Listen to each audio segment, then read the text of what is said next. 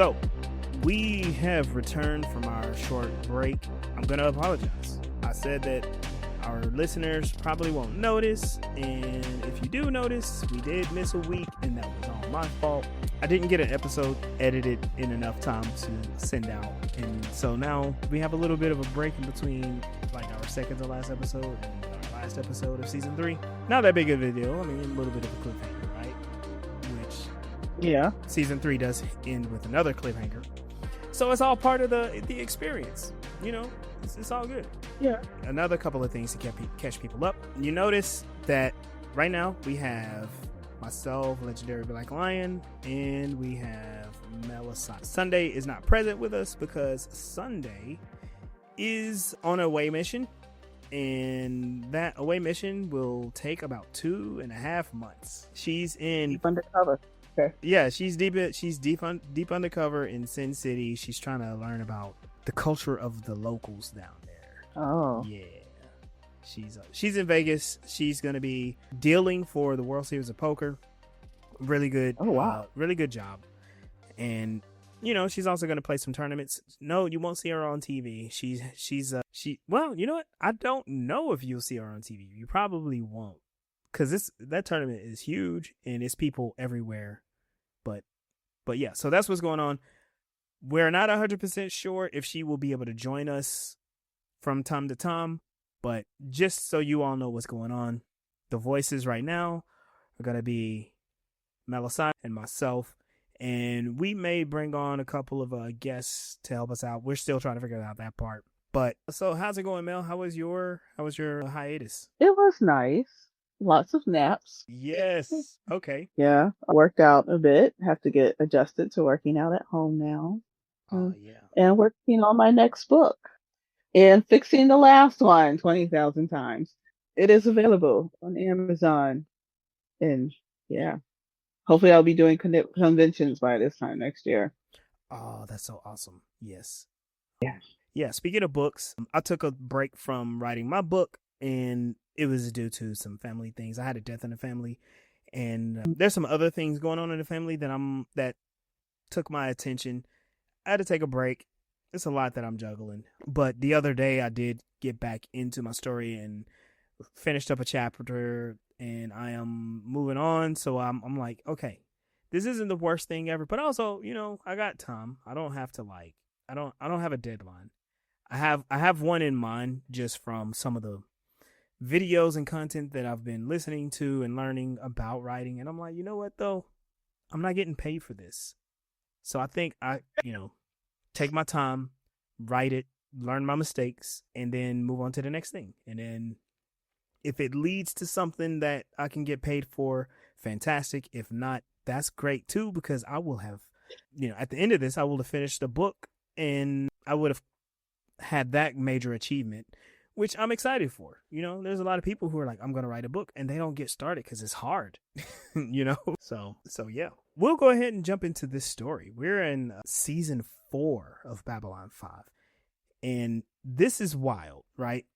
Season 3 ends with a very interesting cliffhanger, and season 4 is starting out addressing those things. This episode continues almost to the last minute without even addressing what happened with that cliffhanger. So I'm very impressed with the writers on this, because it is pulling you along like, well, what happened? And then like in the last minute, it's like, okay, we'll show you what happened. Psych, we're going to tell you that something did happen, but we're not going to tell you what. You got to come back for the next episode for that. And I like how they did it. They distracted you from it with things that were actually relevant. They didn't bring up anything new. Yeah. And they kept the questions going. So this episode is entitled Hour of the Wolf. And I got a question, like, what does that mean? When I saw that, I'm like, okay, they do answer it in the episode, but like almost halfway through the episode, I'm like, oh. And it also kind of reveals like maybe Ivanova's been drinking for the past week, and it's like, okay. But you start off this episode and you spend most of the time with a bunch of questions. So, and the introduction. So the introduction is a recap of season 3. And then we get Jakar, and he's all like, hey, here's what's going on. It's been 7 days since the stuff went down with Zahadum. We had this great battle, but I don't know. Captain Sheridan is missing, Garibaldi is missing, and we have no clue where either one of them are. And we get to bounce around a little bit. We see that Londo has been called back to Centauri Prime, and he's given the job to advise the Emperor. And it's a little interesting because, first of all, Emperor Cartagia, first fantastic actor, and I love what they're doing with that character.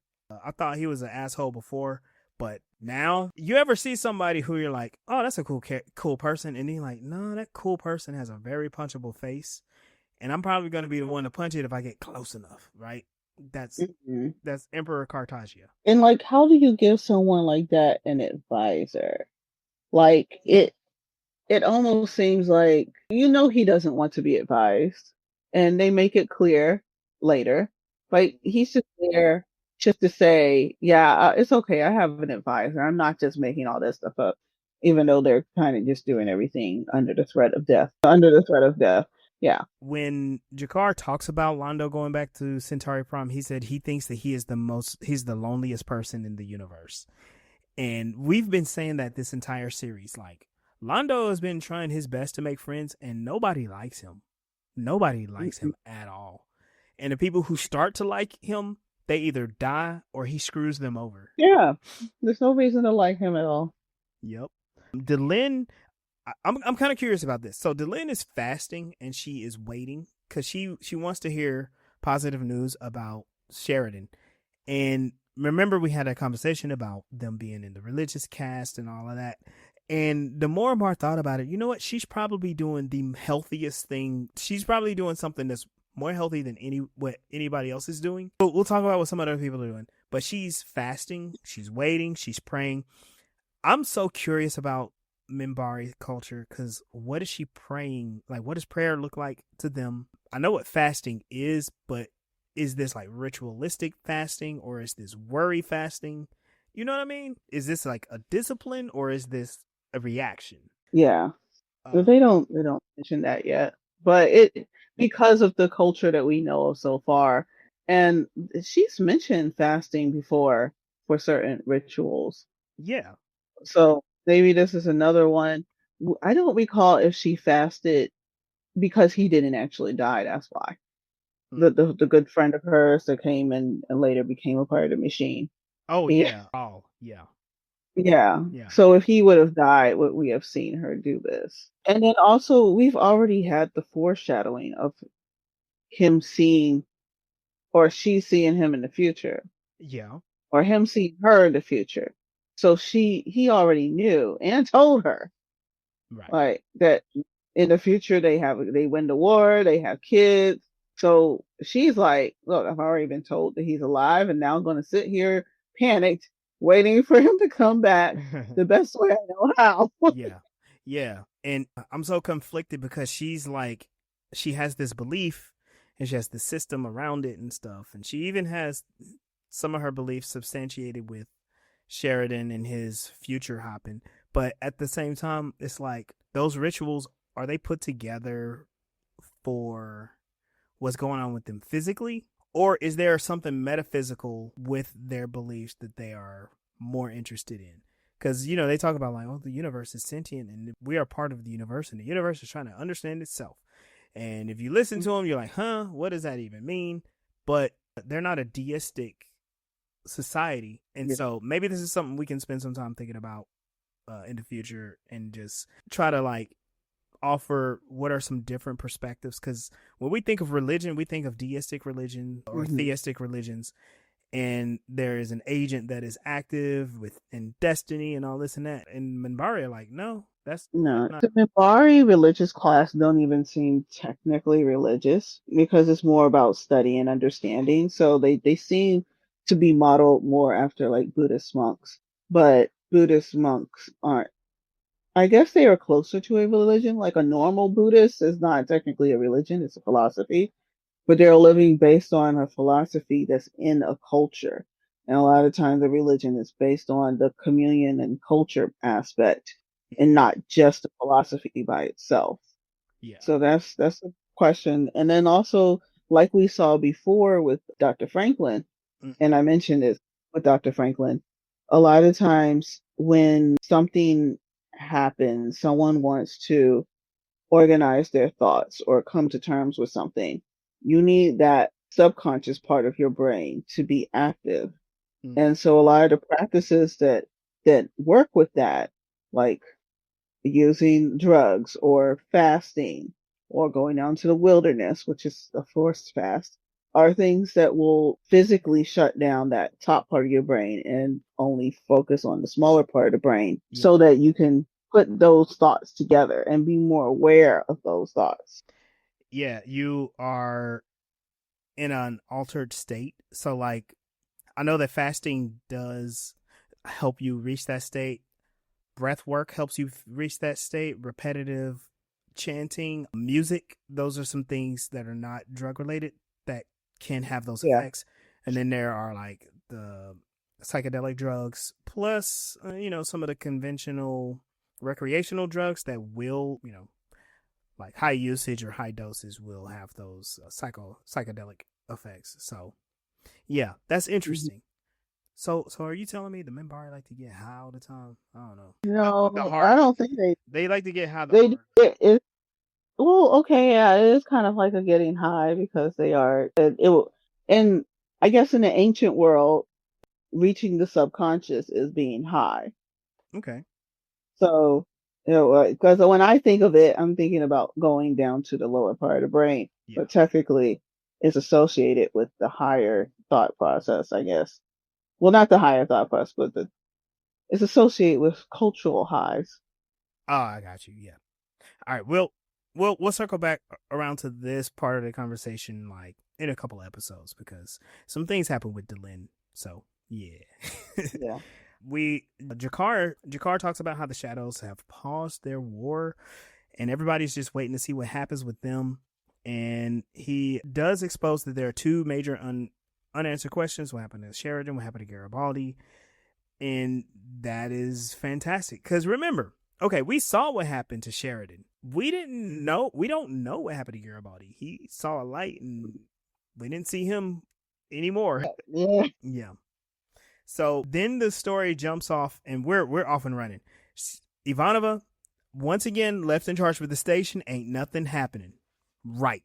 In fact, she's in conflict with the War Council, and all of these worlds are like, "Hey, y'all said that y'all needed our help for this thing, but after whatever happened on Zahadum, it seems like a good idea is for us to call back all of our forces, and we need to protect ourselves." And she's like, wait. We said that we were going to help and fight for each other and protect each other. And one of the War Council people, one of like the ambassadors, pops up and says, "Look, we can't win this war. We can only survive it, and that's what we intend to do." And it was like, oh shoot. So these are the people that Sinclair was very frustrated with in season 3, and while they're having their conflict and like whether people are gonna join in the effort, Sheridan and the B5 crew are like, yeah, we can totally win this war. We just need everybody's help. And the people who are helping, people who are giving resources are like, yeah, we're helping you. You did a good thing, but this ain't gonna work out for nobody. So I mean, we had Mhm. fun during that little skirmish we had to save those people. But yeah, we let's we had our fun. It's time for us to go home. And especially like I consider every time they do this that they're talking to the diplomats. They're not talking to like the actual military people. Right. I thought what was fun was the game, which we've seen this alien species on there a lot. They are that alien species that has that long snout part that comes out of their suit and it attaches to their torso, and they have like a weird translation. And I liked hearing the game speak. It sounded like a modulated woman's voice, which Yeah. was kind of cool. But what the game said is like, hey, you want to go to Zahadum because you want to get Sheridan, but nobody ever comes back from Zahadum. You're trying to get all of us killed. And Ivanova was just like, come on, you're killing me right now. I need your help. Yeah. I mean, they are making sense technically. Yeah. So, but they're trying to do something new, and people don't want to do something new because people scared of new things, and especially when it goes against their beliefs. It goes against, but well, and that's another thing too, because remember the context of all of this is a lot of these species have encountered the shadows before on their own in their different ways in their past, and so they're like, you don't really win this. You kind of like lay low and hope that they don't notice you, right? And so they're all afraid, and it makes me wonder about like the humans past. They like humans only been interstellar for about 200 years, so we're the new kids on the block. Okay, so that's our perspective on the show. But the show does bring up like, well, who has been encountering humans in the past? We got Jack the Ripper from the 1800s. The Vorlons brought him out. So like we're not completely untouched. There's some secrets still, and it would be very interesting to learn the truth. But like you said, even in that perspective, our Earth culture hasn't been affected by it. These other planets, their cultures have been affected by the fact that this war has gone on. We see that in the holy books that Jakar has. And there's something else that I want to point out. It connects to this part of the conversation, but we'll move on, and hopefully I'll remember because it's important. So we get to see that Londo is on Centauri Prime. He's briefed by Minister Verini. I like that actor so much. He is a wild character, by the way. And the whole time, like he did the whole terrified, dignified, terrified character. Oh yeah, so well. Yes, and it's kind of weird too because he comes across more of like a British type of character, but the Centauri are clearly Italian. Yeah, I don't know. So he basically he gets Londo ready to meet with the Emperor. Verini briefs Londo, and the whole thing is because of his experience with the aliens and these unknown entities, Londo is a good person to advise Cartagia. And he asks Londo, he's like, hey, what do you think? What do you think of it? And he's like referring to his hair. He's looking in the mirror and he's grooming his hair. And Londo very coldly is like, it's short. He's also trying not to offend the Emperor Cartagia, who he knows is a loose cannon, by the way. And Cartagia is like, yeah, of course it's short. It lets me walk around society very freely. I get to see and hear what people think. And he's kind of doing this thing where he's shirking some of the traditions so he can spy on people. And then along with that, he's actually influencing the courts, like their fashion sense. So more people around the court are like, yeah, let's shorten our hair because we can hear what people say about us. Londo has his full peacock feathers in bloom, just like up there. And Verini is like, I don't know, he's prodding him. He's like, your emperor, what your emperor says is always right?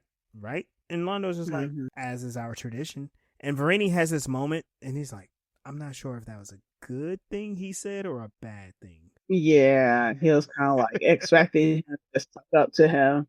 He was like, yeah, that's what we're supposed to do. Instead of like, of course you're right. Right. And it's like, as much as Londo has been a brown noser, he's a conservative, bro. He's a good old days, good old boys, the old times conservative type of person. And that gets shown physically with the hair thing too. Yeah. It not only introduced the personality of our new emperor, but it also like magnifies the contrast behind how they see their culture. So I thought it was brilliant, even though it's like just a stupid hairdo. Yeah, but I mean, humans have had this weird thing of how to express our importance in society, our power, our wealth, and stuff like that, and we still do it, and it is so wild. And people are trying to do the old way stuff, wearing jewelry, wearing gold, or not wearing jewelry, not wearing gold. Physically, you being plump or you being like extremely emaciated, skinny, having white hair, having dark hair. wearing a lot of makeup, not wearing any makeup, wearing expensive suits, Having straight wearing hair. yeah, having fake hair, wearing suits, wearing just tattered blue jeans and a ugly patterned shirt, driving a old beat up car, but you're a millionaire. And there's always weird discourse around those things, and it's just like this is how people believe that they can show their power. Right. I can spend $5,000 on some torn up jeans that aren't barely covering me. That I have Right. to probably wear pants on under it or be scrutinized by the media, which I want because that's attention. Yeah, I remember when people were like talking about $100 and $200 jeans, and I'm like, they're jeans, All right. it's the way I look at it. But some people were like, no, I like being able to spend $200 on jeans because I can, and that's just a wild way to look at it. The part that I forgot earlier, it was Verini was talking to Londo and was like, hey, the Emperor wants to talk to you right now, and he's like, where's my coat? He's like, oh, that thing. Oh, I had it washed. This part killed me. He goes, it had the smell of being long traveled. He just called Londo funky. He's like, you stink, and your clothes smell like old man, so we had them clean. Okay. Okay. Either old man or aliens. Like it doesn't smell Centauri enough. Oh God. 'Cause Maybe that he's the too. one that damn aliens all the time. Like like when you walked in, you smelled like foreign food, so we had to get rid of that smell. We don't use spices around here. Yeah. So we cut away, and we see that Vera is talking to Ivanova. He's like, Londo has a lot of people around and a lot of these connections, and this is what we found out. There was a very large explosion at Zahadun. He describes basically when Sheridan had the White Star crash into the Shadow's major city and set off the nuclear bombs. And he says Sheridan was last seen jumping into a cavern. And I'm like, what kind of people did Londo have that were eyewitnesses to watching Sheridan jump into a chasm on Zahadum? I'm very curious. Oh, wanted the shadows though? I just assumed it was the shadows. He cut all ties with the Shadows, so I'm kind of Yeah, but curious. the shadows didn't cut ties with him. He cut ties with the shadows. It's a big question, right? It, And then yeah, also, like after he cut ties with the shadows, the other dude made ties with the shadows. So like the yeah, shadows have been tied in with the Centauri all this time. So like now that Mondo has all these people under him because he went and merged that his other friend that he killed family with his, he's so got extra people who can find out what the shadows are telling the other people. yeah, that's what I was thinking too. Like he got people that they're watching the Shadows. They're not necessarily in league with them, but Yeah, so they probably reported to the people that are working with the shadows on Centauri, and then went and tried to tell yeah, Londo without knowing that Londo was going to the planet in the first place. Okay. yeah. So this is kind of like this as an audience, and also with Ivanova, we're getting like the confirmation, like, yeah, Sheridan's dead. We watched him jump, and then Vera's like, yeah, it was a 2 mile drop. There is no way that a regular old man would have survived that drop. Let me add a little bit of wishful thinking, because I watched the new Mission Impossible this weekend, and that movie is absolutely ridiculous. If Ethan Hunt can survive the stuff that he should have died, like they said, like, oh, this will kill you, and he does it anyway and doesn't die. I'm like, yeah, you can survive a 2 mile jump. It's Oh, it's fine. I'll jump into what though? Into apparently a dark hole. I don't Yeah, know. I mean, people survive 2 mile jumps, but usually they have like parachutes and They usually have parachutes, stuff. or they don't. They break every bone in their body when they get to the bottom. But let's not spoil it. Let's not spoil it. It's just a way to tell the audience, like, nah, this is hopeless for Sheridan. Like, these people are holding on hope, and they're being told so many different ways, like, nope, don't hold into that hope. It's gonna break your heart every Mhm. time. Back on Centauri Prime, Londo returns to his quarters, and lo and behold, there is this cloaked figure in shadow waiting for him in his room. And it turns out it is the burned Mr. Morden. He looks like he was a rotisserie chicken. This dude's skin is flaking and crackled. And he's just, Mm. his attitude is weird to me. His attitude is really weird to me. He's like resigned to it, but he also is like, this is actually ridiculous. Like, He wasn't as like flowy and flamboyant. Well, he's not flamboyant, but it's the closest thing that I can think of at the moment to compare how he was. Like, yeah, just to be so still and quiet and a matter of fact. yeah, It's not his. He's really showy typically. He was not trying to show. It was enough to be seen. yeah. And he's probably in pain. Right. Yeah, that's what I was thinking. And that room probably stinks because it's burnt human flesh. So We'll get back to the stinking part later. yeah, I don't know. And so they, they exchange pleasantries, quote unquote. And Morden basically, Morden insinuates that Sheridan died as he fell. He says, I wasn't as close as some of those other people were. Which is Sheridan's wife. She was completely evaporated because of the weapons. But that's still a nuclear blast that like you have 4th-degree burns on your like over your entire body. You are not alive. You are a carcass walking, bro. He said something weird at the end about things continuing. Yeah. Yeah. Because apparently this is where it starts to get a little weird, because you're like, I thought the shadows were extremely powerful. What are they doing by changing their tactics? And this is part of the conversation I wanted to get back to, but just we'll hold on just a second, because remember, Morden is like, hey, my associate said I'll get better soon. The shadows are keeping his dead carcass alive. They're healing him up. They need him, and it's wild. They sent a burnt, crispy critter to Centauri Prime, and Centauri was like, yeah, bring him on in here, because of his ties to Londo and Rifa. They know him. Like, oh, okay, so this means something else really big is up, and we'll find out what that is pretty soon. Morden reveals that the shadows decided they're going to relocate from Zahadun to Centauri Prime. They've been gifted they've been gifted an entire island of Selene. I'm sorry, all I keep hearing is Sicily. That has to be on purpose. And the Emperor Cartagia was like, yeah, that's a great idea. And this is what the Emperor was talking about. This is what Londo is supposed to help advise the Emperor on. And the shadows. Yeah. Yes. Dealing with the shadows. Because remember, he's like, those alien friends of yours, you have experience with them. And these are the aliens he's talking about, the shadows. And see, when he said that, I was thinking like all his time on Babylon 5. right. Exactly though, right? You're thinking like, oh, the Emperor's thinking of different ways to be diplomatic. No, the Emperor's like, hey, how can we get the galactic bad guys on our side? So I mean, because they used to be the galactic bad guys, so they show back up. Yeah.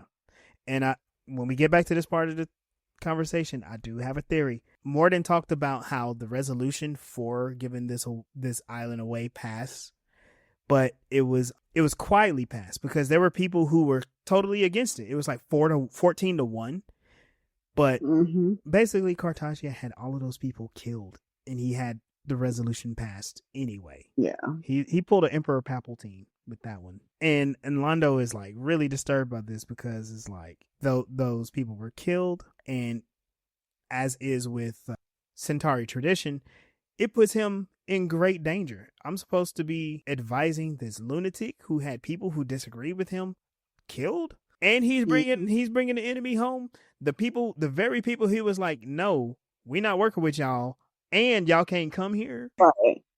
Like I said, the shadows are still gonna work with them, even though he told them we ain't working with you no more. They don't care about Malari. Yep. What is he to them? It's like, okay, let's toss you aside. All right, go find the next person, especially his planet, since their culture is like so greedy, and their whole thing is when we first meet Gordon, he's going around to everybody, what do you want? Yep. What do you want? Yep. You go to Centauri, you ask somebody what they want. They're like, I want this, and that, and kill them all to get it to me. So, like, that's the perfect place for them to go manipulate people because their culture is so designed for them to manipulate. And Morden he attempts to take advantage of this because Londo is all like, I'm not going to be the liaison. I'm not going to help you. And Morden is like, no, you're going to help me. He appeals to Londo's hunger for power. and Mm-hmm. that he's also afraid. It's like, just think about how things, if it were anybody else, we would get whatever we want, which is a really weird way for him to approach him. So there, of course, there's something up with the reason that the Shadows want to use Londo. Yeah. Back on Babylon 5, Delin is in the hydroponics garden. She asks you for assistance to help maintain the unity within the League of Non-Aligned Worlds.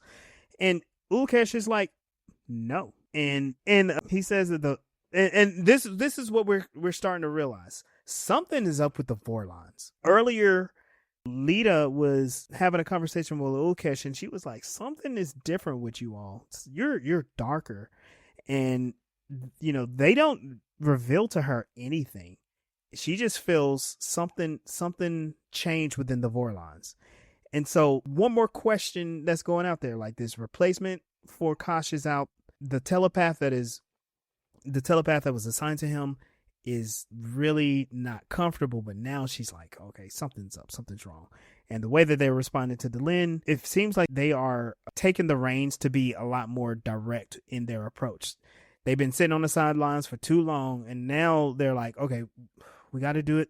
They're all like, fine, I'll do it myself. Oh, and by the way, we're not going to tell you guys what we're doing. And they talk about how when Ulkesh refuses, he states that the Vorlons will now take decisive action due to Sheridan's actions with Zahadum. And there was one of them, I can't remember who, and I apologize, but Delin, I believe, was trying to appeal to respect between the Vorlons and her. And Ulkesh was like, respect is irrelevant. And then he just like floats on off.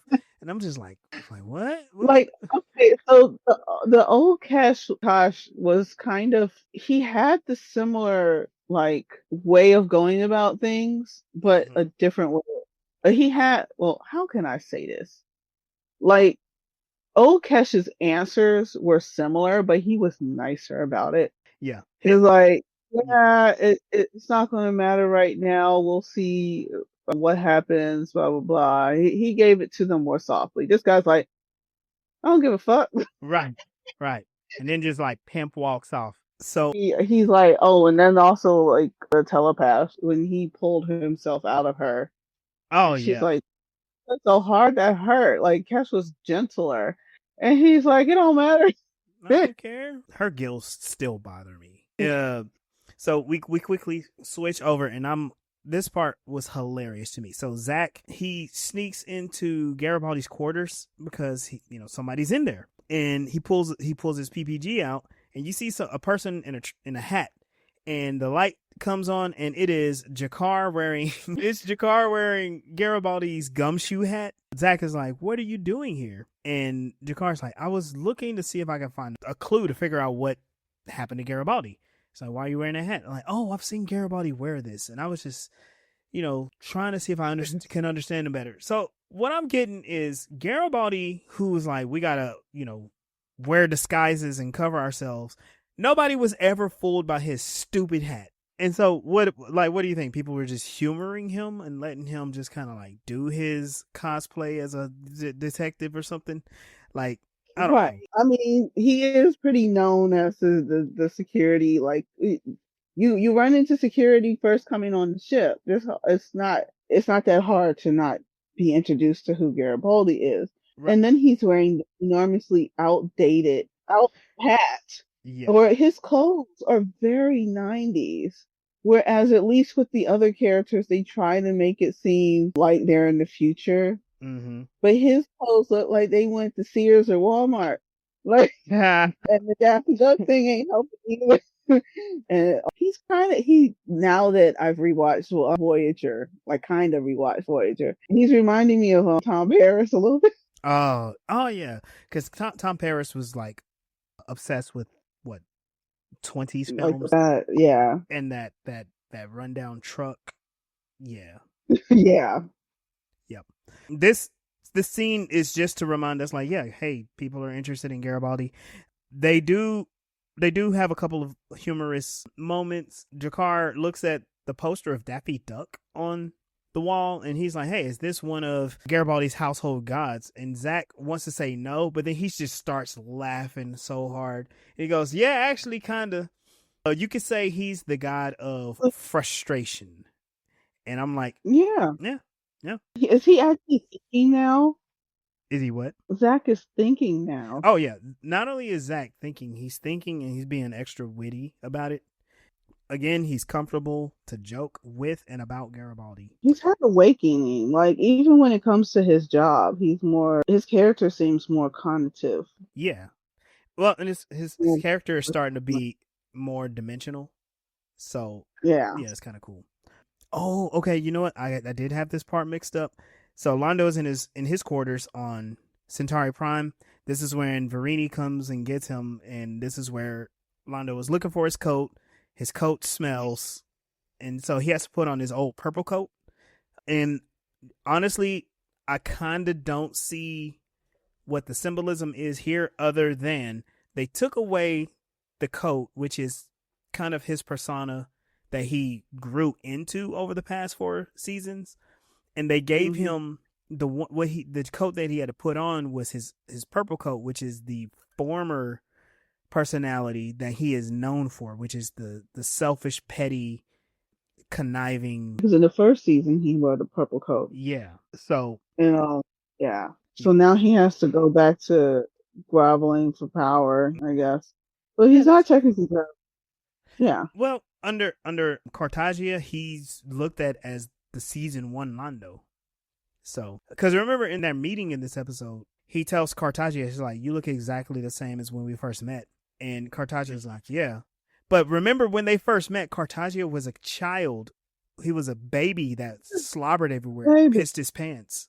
So yeah, he basically said, you are a petulant little child. Well, yeah, he's kind of powerless now, even though he has all this power. In contrast to being under the Emperor, he doesn't feel like he has any power for the things that he actually wants for his country. And they're going on the complete contrast.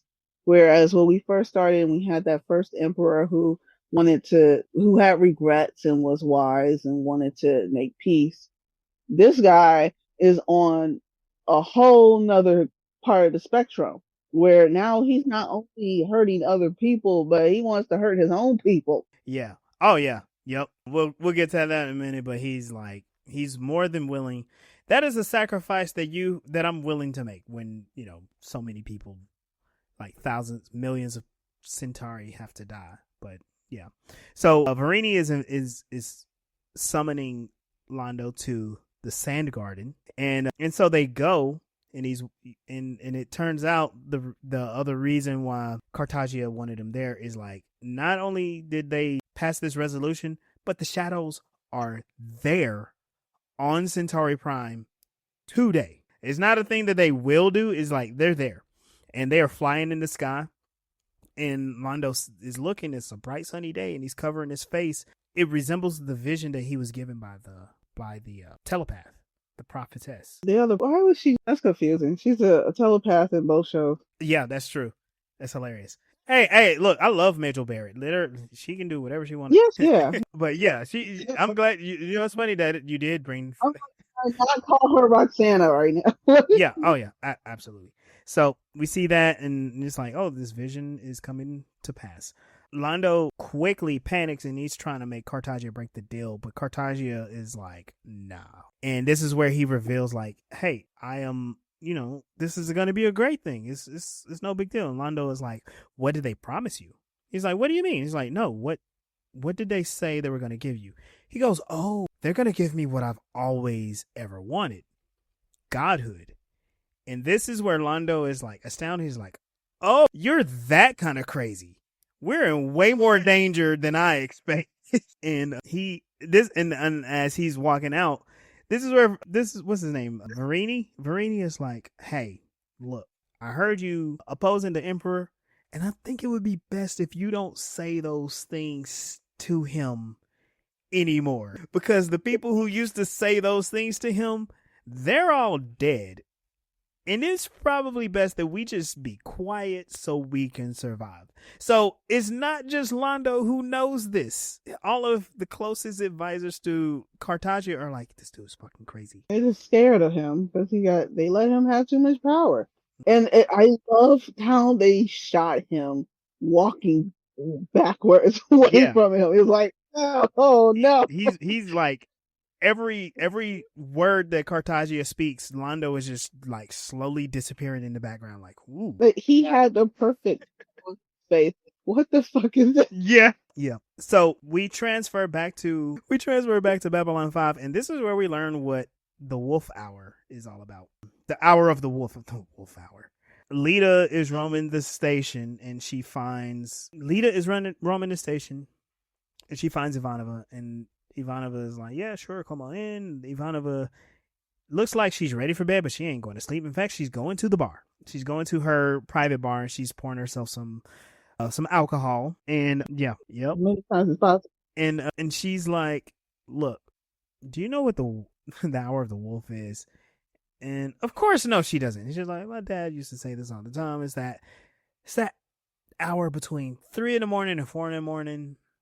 You're tired, but you're awake.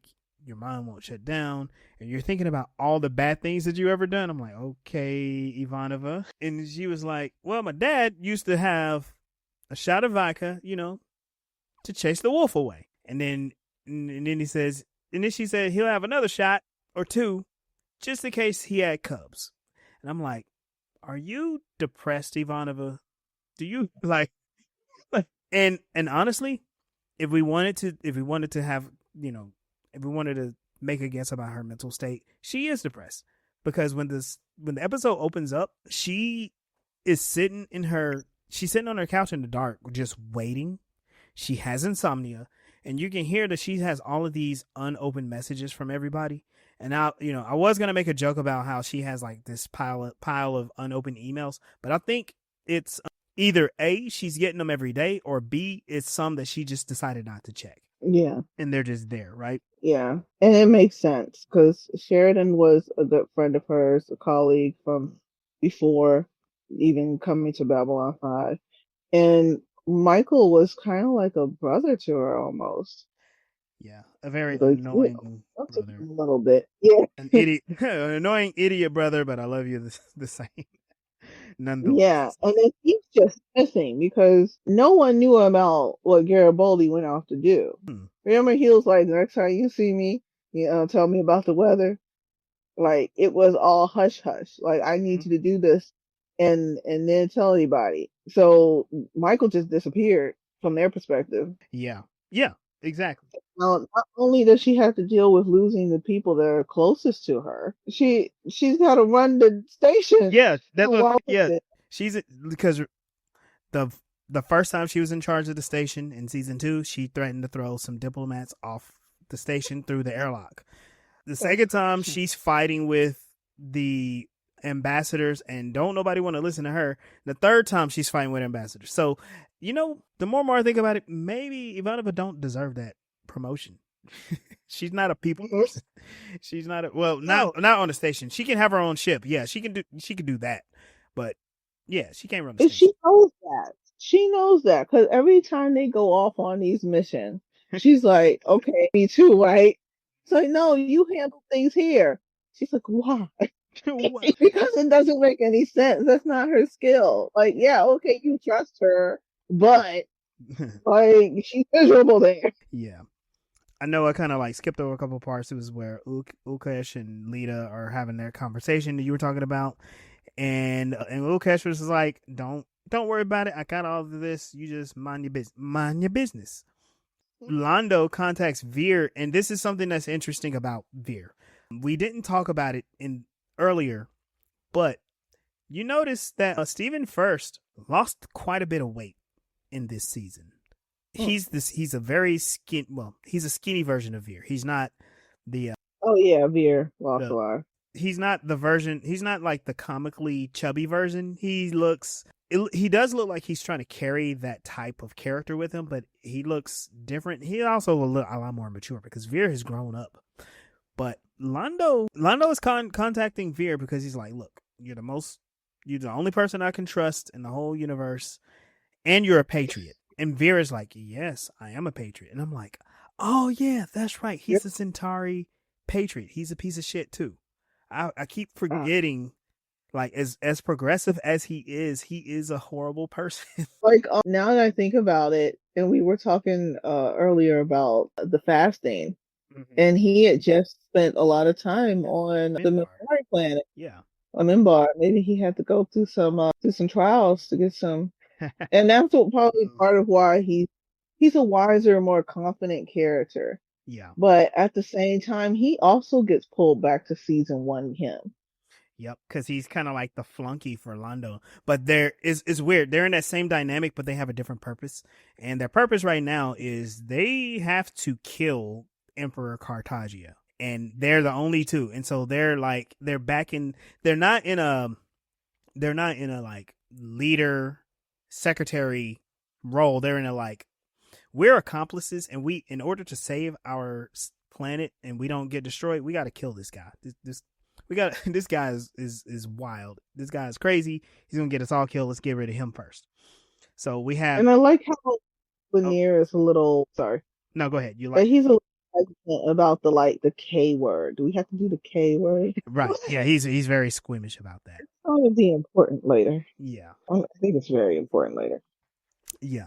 So the conversation between Lita and Ivanova, they basically develop a plan to take one of the white stars and go to Zahadum and look for Sheridan. And their whole reason is like, look, nobody else wants to go. Fuck it, we're going to go. We'll take a white star. I got telepathy. You can do a scan. We got all the things that we need to do this, to run this mission by ourselves. And Lita points out how, like, they can find Sheridan. She mentions that Sheridan had shared a connection with Kosh, and Lita shared a connection with Kosh, and she believes that, like, we can, Ivanova can hold the shadows off, but with our connection, we can probably find each other. It's like the slimmest of hopes, and we've been hearing all episode like, yeah, everybody watched Sheridan die, and they're like, no, we're gonna make sure, and so they're like, cool, we're gonna do it, and they do go, but don't they take Delin? Yeah. Like Delin, well, she wasn't gonna say no. Of course not. She was not gonna say no.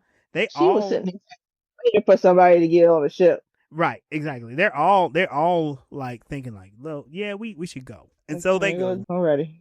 Right, away mission with some very important characters. Yeah, I'm down. So they hop on a white star and they take off. They go to Zahadum, which I still don't know how far.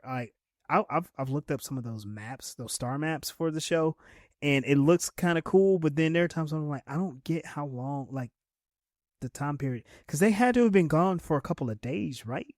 I don't know. So the white star, it arrives at Zahadum, and then they begin their scans, and they start to try to get in touch with. They try to get in touch with Sheridan. Lita senses that the shadows are on the planet, and they are like resisting her. And they can, because they're also telepaths and they have this power, and they can also figure out where they are and find them. And there's one place where she says the eye is on me or is looking for me, and my brain goes straight to Lord of the Rings. Yep. I wonder if that's actually a reference too, because that's what it feels like. Because we have the movie, they didn't, so it could have been a really cool literary reference in there. Yeah, they had the books. Right. And it turns out, like, because of the shadow's influence, the crew of the White Star, these people are experiencing hallucinations, they're hearing voices, and they're being compelled to try to land. Lanier, very intelligent person, had basically rigged the ship to return back to their previous location and then jump to hyperspace, because if something happened to them and he didn't press this particular button every 2 minutes, then the ship would go into automatic. And they're like, oh, good thinking. But while they were out there searching and reaching out, they used telepathy. Delin did a plea to the universe. Sheridan, if you can hear me, please give us a signal. And nothing. And they had to jump back. But this is where you hear the experience that they had. they're talking about they heard the voices. Delenn heard the voice of her father, and that makes me super sad because she talked about the issues of her growing up and realizing her father is going to be gone one day. The shadows are some evil creatures. Yeah. But as they resolve to leave, I noticed that the camera, it zooms in on Ivanova's shoulder, and I'm like, that is such a weird shot. And it's focused on her command bars. And then immediately quickly shoots to a hooded figure that's roaming around these tunnels in Zahadum. And it walks by, and then you see command bars drop. You're like, oh, it's Sheridan. Holy crap, Sheridan is alive somewhere. Symbolism transition thing. Yeah, and it's like, it's cool, but it's also very strange. It could be something that's looked at as forced, but I think it's important because it's like, let's connect these two things so the audience understands. Because they're not showing Sheridan's face. They just see this shadowy figure just bumbling around somewhere. Back on Centauri Prime, Veer arrives, and this is where we get to see the full slimmer Veer. And they talk about the assassination and that it is good. It is, it's necessary for the good of the people. Ivanova is back in her quarters. She's sitting on her couch in the dark. We can hear that all of the old messages still haven't been answered. But then she's like talking to herself. And she's like, okay, I got to get over it. I got to accept that Sheridan is dead, and I got to continue the work that he's done. And she says, I think I know where I can go for help. And I was like, what does that mean? So now we got more and more questions, and we got to start forming some potential fan theories about, like, what does she mean go somewhere for help? But she's talking about how she has to move forward and figure out how to solve these problems on the station. It was very sad for that part because that's how the episode opens. She's sitting there in the dark, probably drinking the whole time too. But insomnia, which I don't blame anybody who has insomnia. I had insomnia for a month. It is the weirdest feeling in the world. You're like, I'm going to go lay down. I'm supposed to be asleep now. And you think like, I'm going to go to sleep. And then your heart rate just shoots up. And then you're like, oh, we're not sleeping. Well, what do we do? I don't know. Watch TV? No, that's boring. Play some games? That's boring. Read a book? Like, why don't we just wait until dawn? Whenever I can't sleep, it's like, but I need to go to sleep because I know how horrible I'm going to feel tomorrow morning when I have to go do things I don't want to do. Yeah. That's the challenge with insomnia. It's like, you know that you need to go to sleep and you just eat on top of you can't, but your brain comes up with all these different reasons to like do other stuff too. So it's wild. Because I was like, there are times where I'm like, I don't want to sleep, but I'm about to be sleep standing up. I'm about to doze off. Yeah. And so to come to the end of the episode, we go back into that cave and we see that Sheridan is alive on Zahadum. He is the figure in the cloak roaming around the cave, and he's just sitting by a fire. Don't know where it came from. Don't know how he started it, but he's in a cave, got a fire. And then this very tall alien creature walks up and he's like, hey, can I join your fire? And Sheridan's like, yeah. And then he's like, who are you? And he's like, yes, who am I indeed? And then he just stares at the camera and it zooms in and the episode ends. And I'm like, all right, this is a heck of an episode 1 for season 4 because we got tons of questions and only one was answered. And it also makes you wonder, like, what's going to happen with season 4? Because isn't there still a war going on? Don't we still have to figure out what happened to the old ones? Don't we still have to figure out what's going on with the Vorlons? Don't we still have to figure out how to beat the shadows? All of that. Yeah. I glossed over this, but I think it was when Londo was talking to Morden. Londo was talking to Morden, and Morden was explaining how, like, the shadows would find planets and seed their ships because they learned from the last war that sometimes they just gotta hide.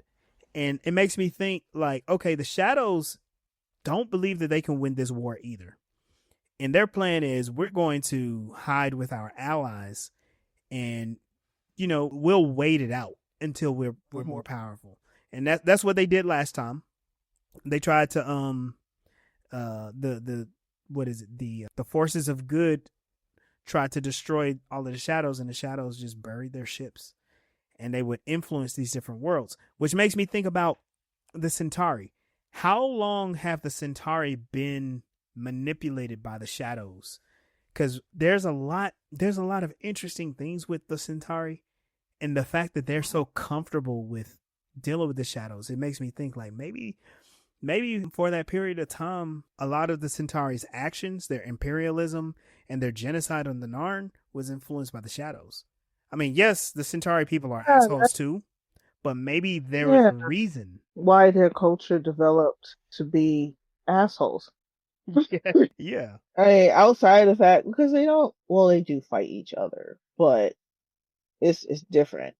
But yeah, it doesn't really seem like they don't have any gods of conquest. They don't have a lot of gods. Like the only gods that they mention were kind of like party gods. Yeah. Sex and wine and music, and they didn't have any real like conquering gods. So maybe, and then the emperors of old became gods because something made them gods to be worshipped. Maybe that has something to do with the shadows influencing, since they are telepaths, giving them that power to become the deities, but under their like destruction ideals. That's an interesting theory. I like that.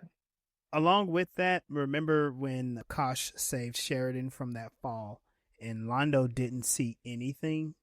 So maybe along with that, the Centauri were never touched by the Vorlons to perceive them. And Right. That's probably because the shadows were the ones who touched them. And that's probably why it was so easy for Londo to ally with them, or so easy for the shadows to influence Londo, because their gods are the shadows. Yeah. Like if you know everything that you said about their gods, think about excess and vices. Those are seen like for their culture. Those things are prized. They have party festivals. They have entire festivals dedicated to like doing drugs, drinking, partying, and having sex. This is what, like, as a human viewer, we would look at that as like, oh, that's hedonism and that's evil. And the Centauri are like, yes, that's what our culture is based on. So like, and it, so maybe they are that deeply ingrained with shadow influence. So, and to go along with that theory, they could have conquered the Narn in order to get rid of the evidence that they were there. Because they stripped their whole planet. Yep. And they stripped their people. Like they didn't have. If they had stayed on their planet, they would have found more evidence or bred more telepaths or something. There's that. Because remember, 1,000 years ago, the Narn lost all their telepaths. They were killed in the war. So maybe the Centauri were used as a way to punish the Narn, because the Narn fought the shadows too. And so maybe it's like, maybe the shadows was like, okay, look, we don't like these people. They're strong warriors, but if we get somebody to oppress them and keep their numbers down and keep them under control, they won't be a problem for us.